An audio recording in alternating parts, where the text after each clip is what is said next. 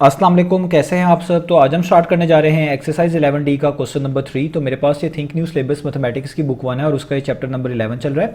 मैंने इस चैप्टर के नेम से एक सेपरेट प्लेलिस्ट बनाई हुई है, उसका लिंक भी नीचे डिस्क्रिप्शन में दिया हुआ है ताकि आप लोगों को इस चैप्टर से रिलेटेड तमाम सोल्यूशंस एक जगह पर आसानी से इसी प्लेलिस्ट में मिल सकें। इसके अलावा आपको डिस्क्रिप्शन में मेरे सोशल अकाउंट्स के लिंक यानी मेरी फेसबुक प्रोफाइल, मेरी इंस्टाग्राम प्रोफाइल और मेरा ईमेल आईडी भी मिल जाएगा। आप इन्हीं अकाउंट्स के थ्रू अपने क्वेश्चंस को, सजेशंस को मुझ तक भी पहुंचा सकते हैं। तो आइए स्टार्ट कर लेते हैं हम क्वेश्चन नंबर 3 को। तो आपको सामने स्क्रीन पर क्वेश्चन नंबर 3 का इमेज नजर आ रहा है। इस इमेज में इसका पार्ट नंबर ए और part number B question number 3 के दोनों मेंशन्ड है। हम सबसे पहले करने जा रहे हैं ए पार्ट को। तो आइए इसके सबसे पहले फर्स्ट वाले सब पार्ट को रीड करते हैं। तो यहाँ पे लिखा हुआ है find the sum of interior angles of a regular octagon. तो आपको कहा जा रहा है कि आपने सम फाइंड आउट करके दिखाना है तमाम इंटीरियर एंगल्स का किसी रेगुलर ऑक्टागन का। अब यहां पर आपको पहले ये समझना है कि ऑक्टागन किसको बोलते हैं, इसके साथ ये रेगुलर का वर्ड क्यों यूज किया जा रहा है, तभी आपको ये पार्ट अच्छे से समझ आ पाएगा। तो सबसे पहले चीज याद रखें कि ऑक्टा का मतलब होता है 8। ऑक्टा का मतलब होता है 8 और ये जो GON है इसका मतलब होता है बेसिकली एंगल। ये डिफरेंट आप कह लें लैंग्वेज का वर्ड है, इसका मतलब होता है एंगल। यानी ऑक्टागन एक ऐसे पॉलीगॉन को बोलते हैं जिसमें 8 एंगल्स होते हैं और इन्हीं 8 एंगल्स होने के साथ साथ इसमें 8 साइड्स भी होती हैं। यानी ऑक्टागन एक ऐसा पॉलीगॉन है जिसमें 8 एंगल्स होते हैं और 8 साइड्स होती हैं। ऐसे पॉलीगॉन को ही हम ऑक्टागन बोलते हैं। अब इसके बिल्कुल पीछे यहाँ पे रेगुलर का वर्ड यूज किया गया है। अब क्योंकि ऑक्टागन एक पॉलीगॉन है और इसके पीछे रेगुलर का वर्ड यूज किया गया है, इसका मतलब हमें ये समझना पड़ेगा कि कौन से पॉलीगॉन्स को रेगुलर पॉलीगॉन्स कहा जाता है। तो याद रखें वो तमाम पॉलीगॉन्स रेगुलर पॉलीगॉन्स कहलाते हैं जिनके तमाम के तमाम एंगल्स आपस में इक्वल हो, एक जैसे हों, और जिनकी तमाम साइड्स की लेंथ भी आपस में इक्वल हो यानी एक जैसी हो। तो वो पॉलीगॉन जिनके तमाम एंगल्स और तमाम साइड्स आपस में एक जैसे होती हैं, इक्वल होती हैं, उन्हीं पॉलीगॉन्स को हम रेगुलर पॉलीगॉन्स बोलते हैं। तो यहाँ पे जिस ऑक्टागन का जिक्र किया जा रहा है वो एक रेगुलर वन है, यानी इसके तमाम एंगल्स भी एक जैसे होंगे और इसकी तमाम साइड्स की लेंथ भी एक जैसी होगी, इसीलिए इसको रेगुलर ऑक्टागन कहा जा रहा है। अब आपने इसी रेगुलर ऑक्टागन का इंटीरियर एंगल्स के, इसके जो रेगुलर ऑक्टागन के इंटीरियर एंगल्स होंगे, इन्हीं इंटीरियर एंगल्स के सम को आपने फाइंड आउट करके दिखाना है। तो अब आपको उम्मीद है ये स्टेटमेंट अच्छे से क्लियर हो गई होगी।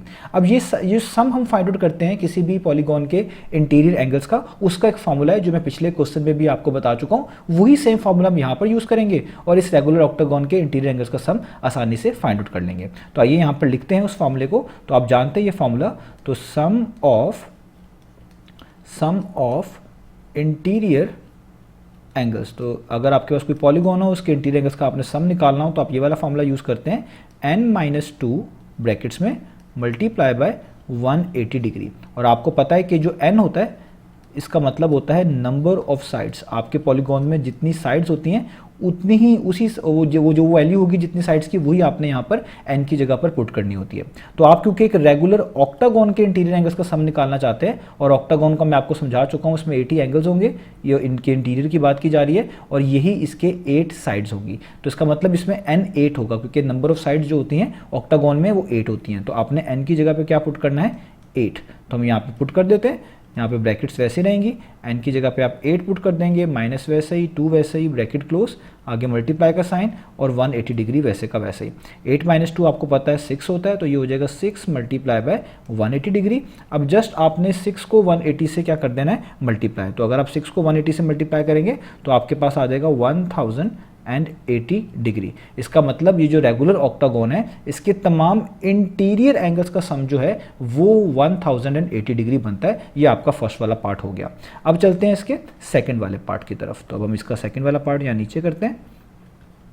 अब देखिए सेकंड वाले पार्ट को पहले रीड कर लें। तो यहाँ पे लिखा हुआ है hence find the size of each interior angle of a regular octagon. तो आपको कहा जा रहा है कि जिस रेगुलर ऑक्टागन का आपने ये सम फाइंड आउट करके दिखाया है इंटीरियर एंगल्स का, इसी रेगुलर ऑक्टागन के एक इंटीरियर एंगल का साइज फाइंड आउट करके दिखाएं। अब देखें तमाम इंटीरियर एंगल्स एक जैसे होंगे, आप किसी एक का भी फाइंड आउट कर लेंगे तो इसका मतलब बाकी के भी वही होंगे, ठीक है। तो अगर अब आपने किसी भी रेगुलर पॉलीगॉन के एक इंटीरियर एंगल का साइज फाइंड आउट करना हो तो इसका कोई फार्मूला है, तो बिल्कुल इसका एक फार्मूला है, वो आपको याद रखना है। उस फार्मूले की मदद से आप किसी भी रेगुलर पॉलीगॉन के एक इंटीरियर एंगल का साइज आसानी से फाइंड आउट कर सकते हैं। तो पहले मैं यहाँ पे वो फार्मूला लिख लूँ, तो वो फार्मूला है size of each interior angle.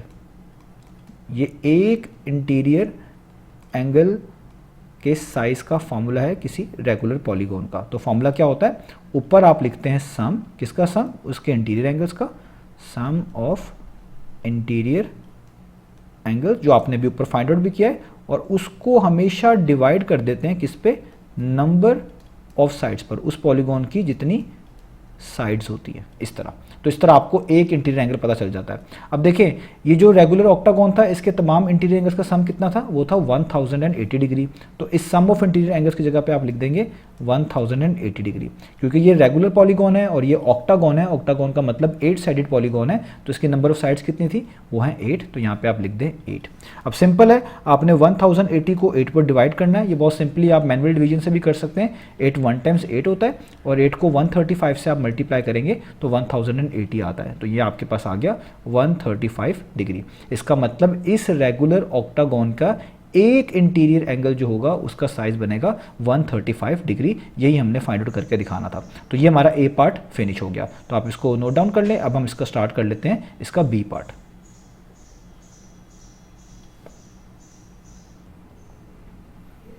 तो अब हम स्टार्ट करते हैं बी पार्ट। तो बी पार्ट भी बिल्कुल ए पार्ट की तरह ही है। तो इसका सबसे पहले फर्स्ट पार्ट करें। तो यहाँ पे लिखा हुआ है find the sum of interior angles of a regular polygon with 18 sides. तो यहाँ पर भी आपने इंटीरियर एंगल्स का सम ही फाइंड आउट करके दिखाना है, इस वाले फर्स्ट पार्ट की तरह। लेकिन अब जो पॉलीगॉन है आपके पास वो है 18 साइडेड पॉलीगॉन।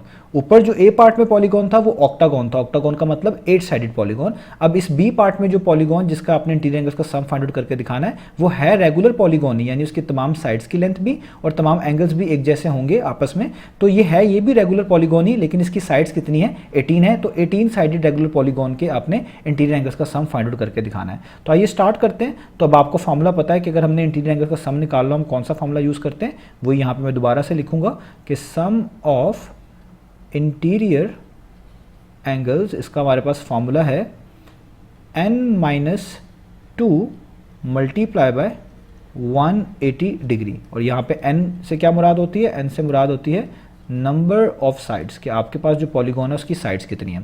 तो यहाँ पर उन्होंने खुद बताया हुआ है कि ये 18 साइड्स हैं, इसकी 18 साइडेड पॉलीगॉन है। तो आप n की जगह पे क्या पुट करेंगे, 18। तो इस फॉर्मूले में ब्रैकेट्स वैसे ही n की जगह पे आप पुट कर दे 18, जैसे मैंने पुट कर लिया, -2 वैसे ही, राउंड ब्रैकेट्स क्लोज, आगे मल्टीप्लाई का साइन और 180 डिग्री वैसे ही। सबसे पहले हम राउंड ब्रैकेट्स को सॉल्व करते हैं। तो 18 में से आप 2 माइनस करेंगे तो 16 आ जाएगा। अब यहाँ पे राउंड ब्रैकेट लगाने की जरूरत नहीं है, मल्टीप्लाई का साइन और आगे 180 डिग्री।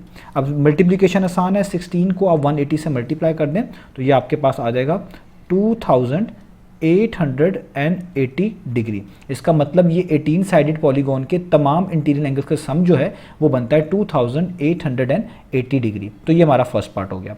अब इसका सेकंड पार्ट यहाँ पे कर लेते हैं, इसी बी पार्ट का सेकंड पार्ट।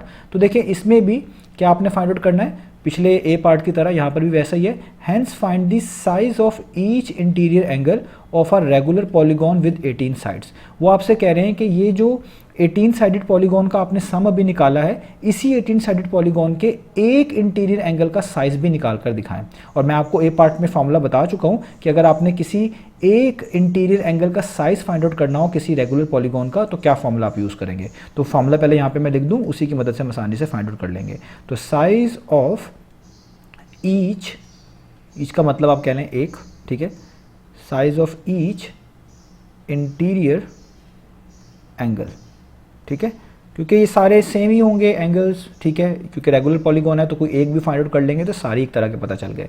तो इसका फॉर्मूला क्या है, ऊपर आता है इसी पॉलीगॉन का सम, इंटीरियर एंगल्स का सम ऑफ इंटीरियर एंगल्स, और इसको डिवाइड किया जाता है हमेशा किसके साथ, नंबर ऑफ साइड्स के साथ, नंबर ऑफ साइड्स, ठीक है। अब आपको ऊपर सम दिया हुआ है, सम कितना है, वो है 2880 डिग्री, इसी पॉलीगॉन का जिसका 18 साइड्स थी। और ज़ाहिर बात है इसमें साइड्स 18 है तो नंबर ऑफ साइड्स की जगह पे आप क्या लिखेंगे, 18 लिख देंगे।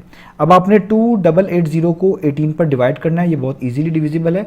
18 1 टाइम्स 18 होता है, और 18 को 160 से मल्टीप्लाई करेंगे तो 2880 डिग्री आ जाएगा। तो यहाँ पे आ जाएगा 160। इसका मतलब ये जो 18 साइडेड पॉलीगॉन है इसका हर एक इंटीरियर एंगल जो है वो बेसिकली 160 डिग्री का है। यही हमने क्या करके दिखाना था, फाइंड आउट करके दिखाना था। तो यहाँ पर आप डिग्री का सिंबल लगा लीजिएगा। मैंने पिछले पार्ट में पता नहीं यूज़ किया है कि नहीं किया, अगर नहीं किया तो आप ज़रूर यूज़ कर लीजिएगा।